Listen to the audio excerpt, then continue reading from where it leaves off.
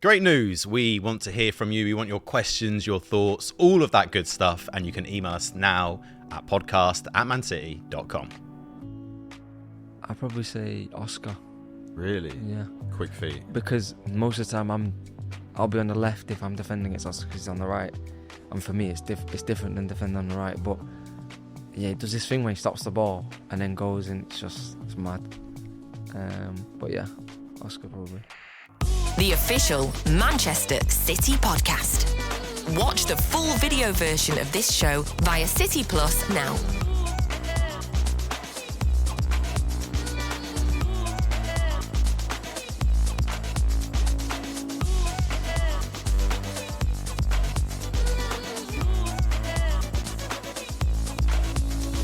Rico, thank you very much for joining us on the podcast. Your second appearance. How you been?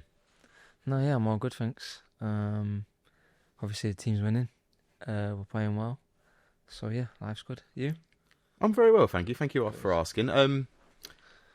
This season to last season, what have been the differences so far? We're still early in, but what have been the noticeable differences for you? I'd say the main difference is in training, and around the building in general, just like a good vibe. Obviously at the start of last season as well, we started off really strong as well, which people will forget as well about last season, as we started off quite strong.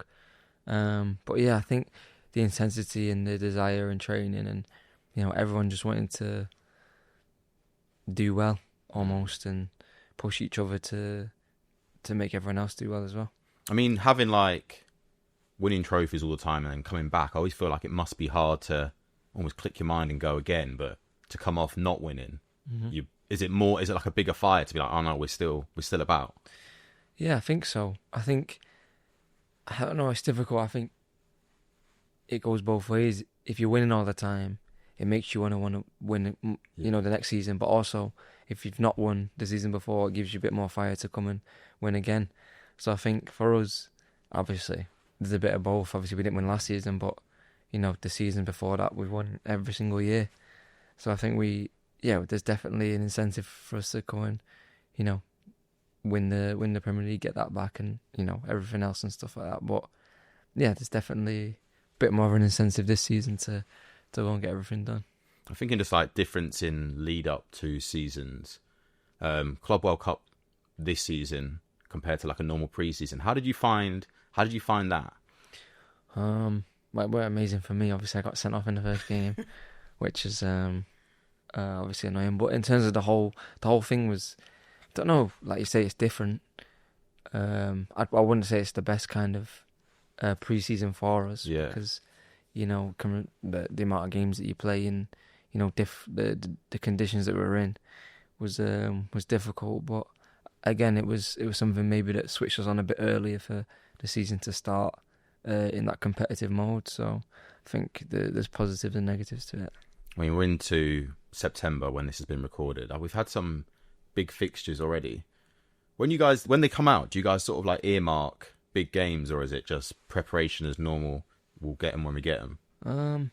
I don't know. I think some of the players might do that. I don't really look at the fixtures or anything.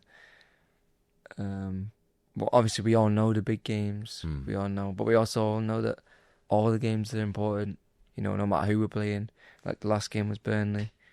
You can call it a big game or not, but we need the 3 points regardless. So, but I know what you mean. The derbies, the games against Arsenal, Liverpool. Obviously they're big games, and I think maybe in the week before we'll kind of be looking, okay, on a weekend we've got a big game. So yeah, in that way, yeah.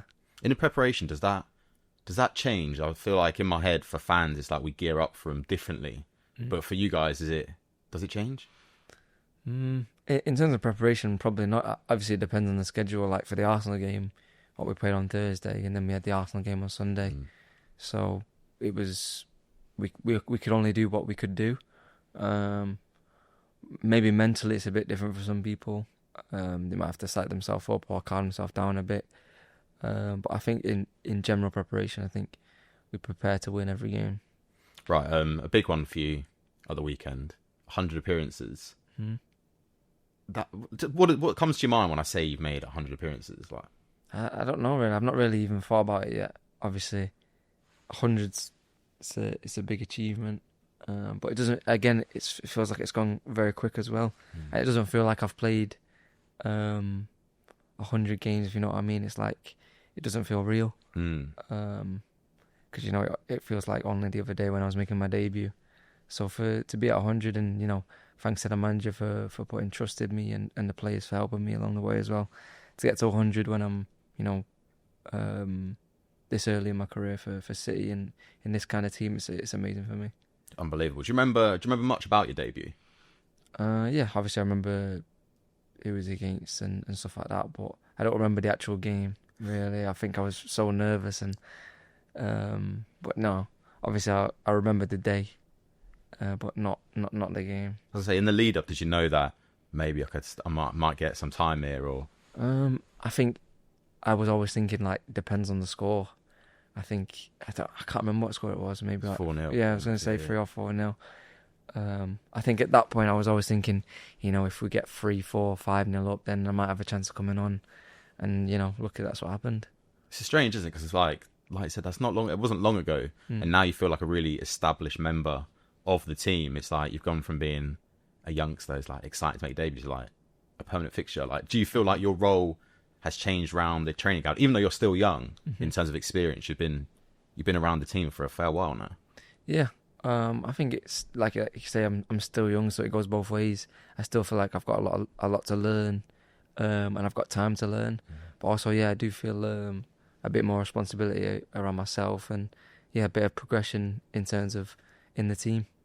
With like some of the other lads who are coming in making debuts, do you like go out your way to talk to them? I mean, obviously you know a lot of them, but to be like, oh look, we're all in this together. We've been here. We know what we're doing now. Like, I think it depends on the situation really, because like you said the other day when we played against Huddersfield, the lads that came off the bench were like, I couldn't really say anything to them because I'm playing. But I think for me, I think I'm more at peace when I'm just left alone. So maybe that's why I'm not really going over to people and saying, oh, do this, do that. I think the only thing I can really say is, enjoy yourself and, cherish the moment, because you only get to meet your debut once. And it's something you're going to remember. So for me, if I am going to say anything, it would be just to enjoy it. I like that. I think that's what I'd be like. There's so much going on. It's like, your job, innit? Exactly. You've worked hard to get to this point. You don't need anyone. Yeah, exactly. You don't need anyone telling you what to do. It's more enjoy it. And I think when you enjoy playing football, it makes it 10 times easier. Is there anyone within the club, it could be players, managers, coaches you've had that you really like attribute success to and be like, oh, I wouldn't have got to 100 appearances without that person, sort of thing? I probably it's not easy to put it on one person. I think every coach that I've had throughout my time at the academy is the reason why I'm here today. All my teammates from when I joined in under 8s and stuff like that, they're all part of it.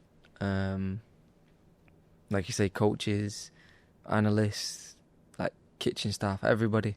I see it as, there might be people who have directly been, in terms of my ability and helping me progress in terms of the football, but I don't think you become a footballer if you don't have if you're not a good person as well. So, everyone else around me over at the academy has helped massively.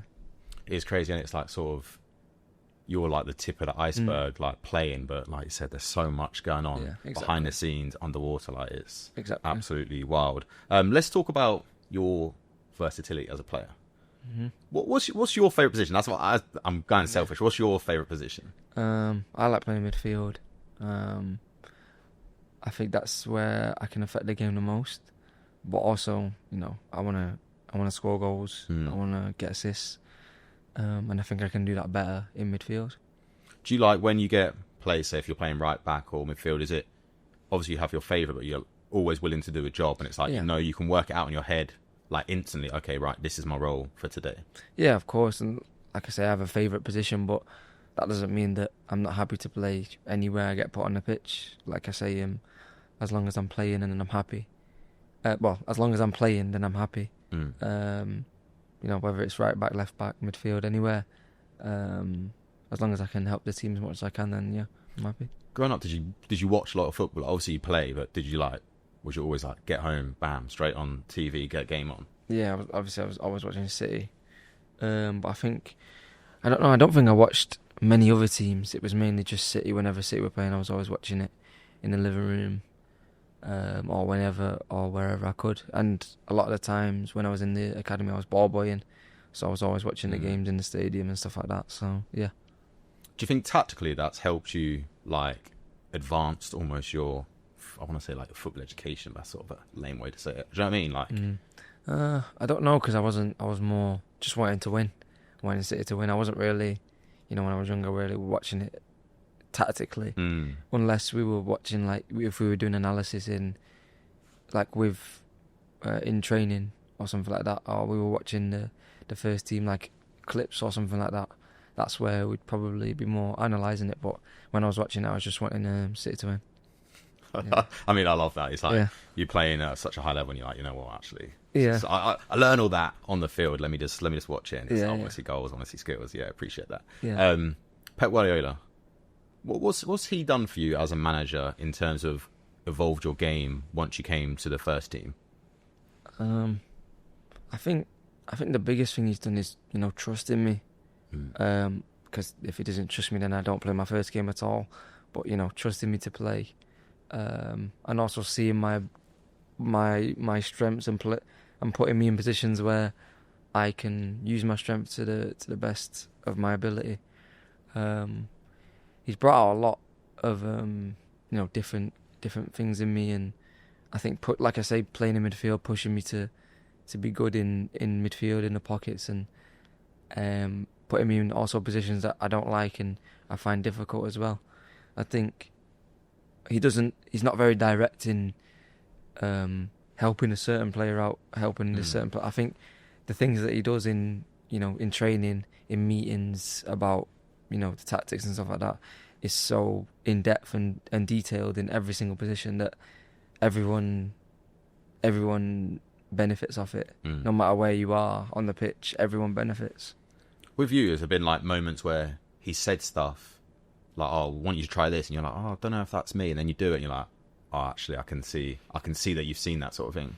No, I think there's been stuff where he suggested stuff that I wouldn't even have thought of, and it's like that'll help me, so much. Not really where he said try this, and when I'm thinking, "Oh no, I don't want to do that," or "No, I don't think I can do that." It's more he'll say, "Do this."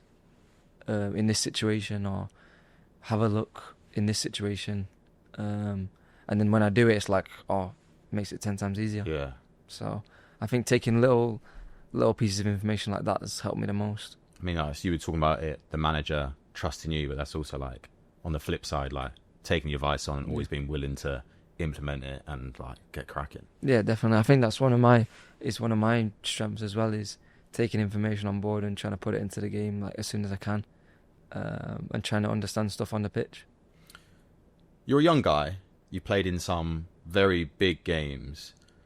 Mentally, how do you like cope with it all and just sort of like crack on? I try not to think about it that much, to be honest. Like, on the day of the game, you've got to just do your best, and I kind of think of it as you're not playing the game all at once. You take the game in the seconds that you're taking it, and you do as best as you can in them seconds.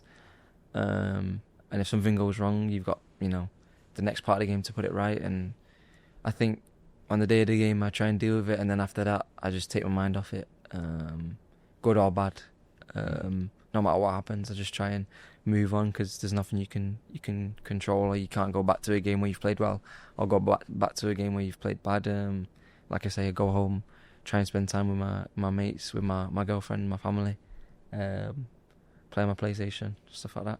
Have you always been like that? Like since like being a kid, like being able to almost shelf the performance, be like, okay, cool, that one's done. Now I'm just gonna chill. Or was it something that changed? No, I think I've always been more or less like that. I think when I was younger, I was a bit more emotional, where I'd be like upset if we didn't win. But even then, I'd be upset maybe on the car back home, maybe that night, and then the next day I'd be fine. I'd find that nuts. Like that it's developed like that. I think it's a crazy attribute to have. I mean, for you personally, wicked, right? But yeah, no, I think it's good because, like you say, you can flip out of it and see the bigger picture. But also maybe there's you don't appreciate when you have done well as much as you should do. But I think if you appreciate it too much, or you celebrate too much, or you're too happy about it, then maybe it takes your mind off the next one. Who do you look to for like advice, or if someone was to talk to you about a game, like where are your like sounding boards? Who are they? I think that's one of the things I always think is that if I'm gonna get advice, or if I'm gonna look at like if I wanted to know if I've played well or not, I kind of know that myself. I know if I've played well. I know if I can do something better. But if I'm going to listen to anyone, I'm going to listen to the manager. Yeah. I'm going to listen to my teammates because they're footballers at the end of the day. They know what they're talking about. So yeah, I don't think it needs to go further than your teammates around you, the manager, and yourself. Who are like some of the teammates that will like put their arm around you, but like, look, need to do X, Y, Z? Who are like the vocal people in the dressing room? I think there's many, but they all do it in different ways. I think Ruben's the most vocal, like outspoken one. I think Bernardo, obviously, he's the captain this season. He can come and speak to you 1-to-1, and I think he's very intelligent and really good at speaking to people as well. But there's loads of characters in the change room where you can speak to them in different ways, and everyone kind of knows how everyone talks to each other, how everyone operates. So I think there's loads of people that if you needed that you'll get it. I'm glad you mentioned Bernardo, because I think from outside the club almost, people don't recognise how much of a leader he is. I mean, I've seen it from being around the club, and I feel like you guys mention it a lot. Like he can be a joker, but like he can really motivate and really talk to you guys. Yeah, of course, but Bernardo, obviously, like you'll see all the funny stuff and this, but he's one of the most serious players and professional players when it comes down to a game. He's, whether he's playing or he's not playing, he wants to win so bad. And I think that's probably one of the reasons why he's been made a captain is, his desire to win. But obviously, his experience in the game and his intelligence speaks for itself. But he's so committed to winning. He's like a football savant. Like talking about football, literally. like this guy loves it. Yeah. Who are you super close with in the squad? Who are like your best friends? Nico, obviously I grew up with him. Oscar, Phil.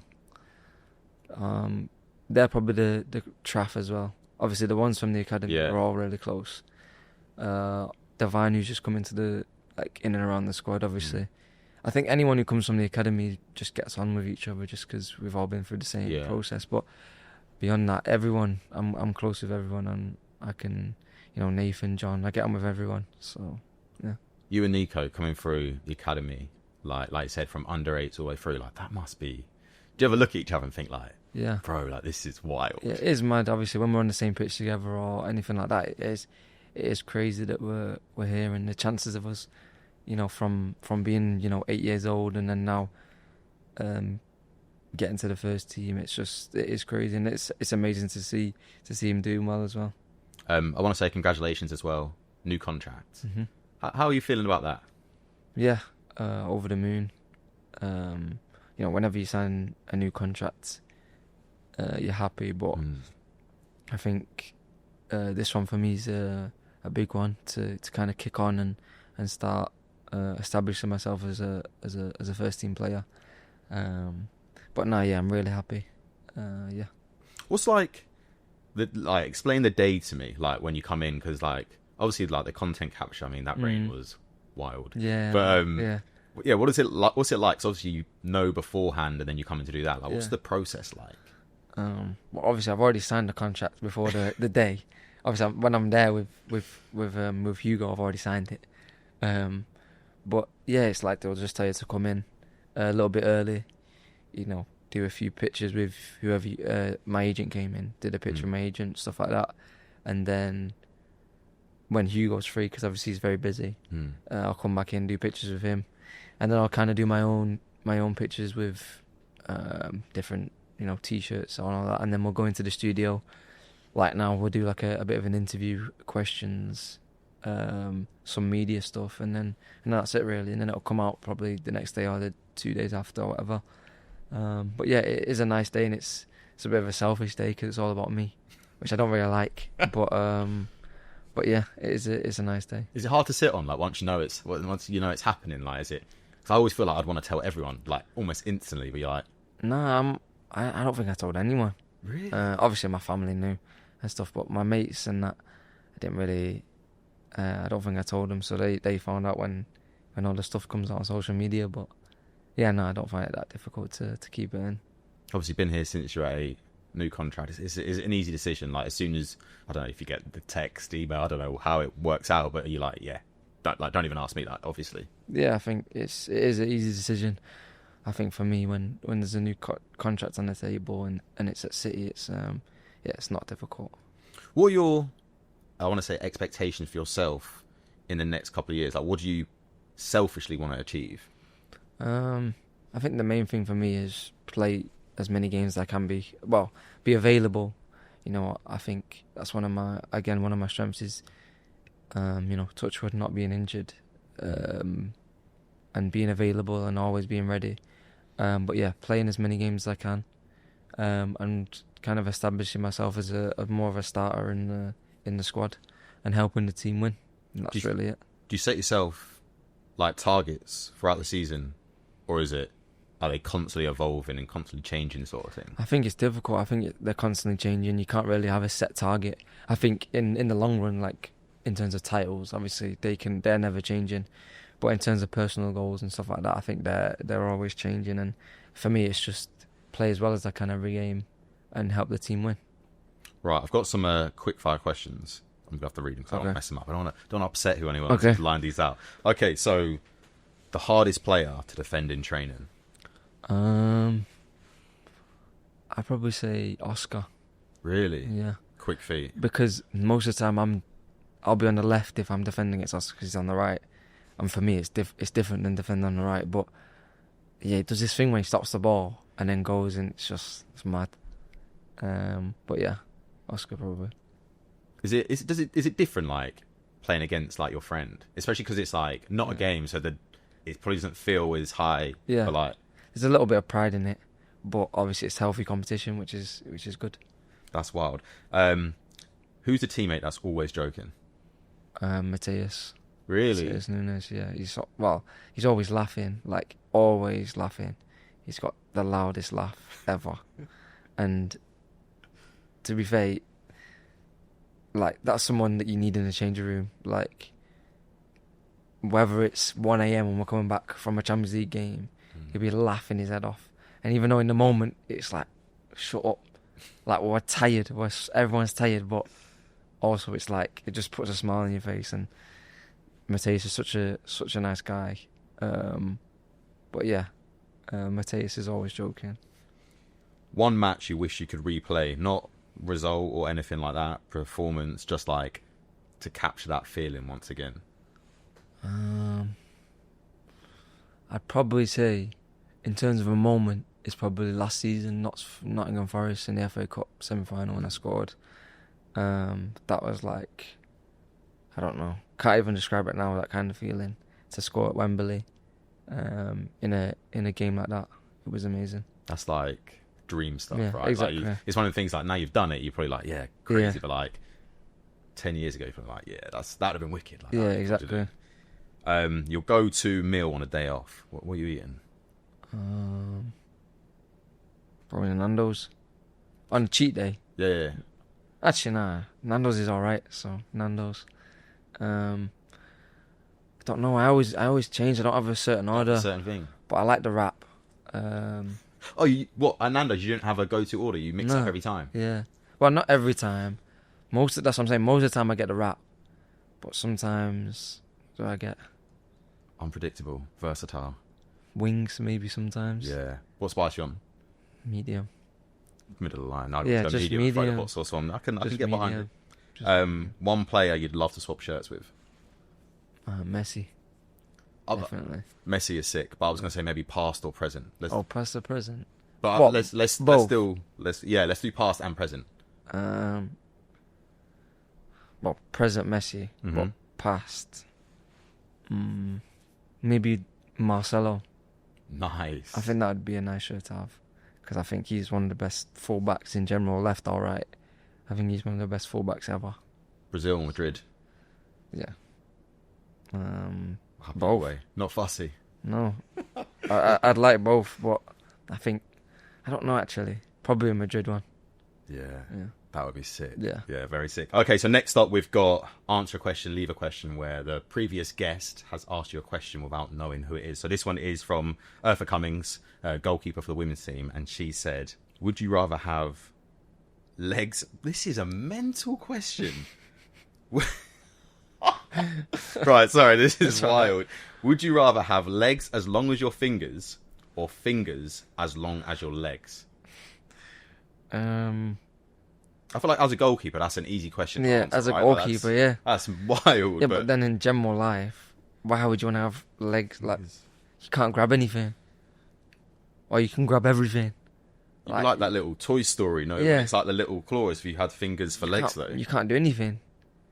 Yeah, but then if you've got like 4 legs, no 5. Well, yeah, 4. Well, it's a thumb. It's the thumb count. Yeah, the thumb's going in there. Yeah. So then, like, you can't do anything.